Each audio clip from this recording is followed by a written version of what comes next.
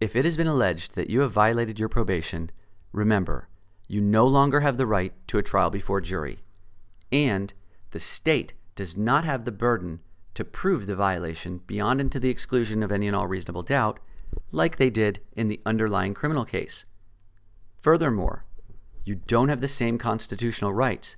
For instance, the right to remain silent and to be free from self-incrimination, that no longer exists. A probationee can be compelled to testify at their own hearing.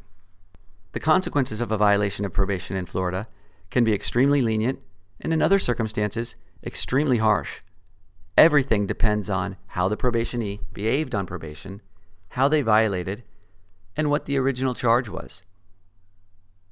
Judges do have the discretion most of the time to extend probation and to reinstate. They can also revoke and sentence to prison.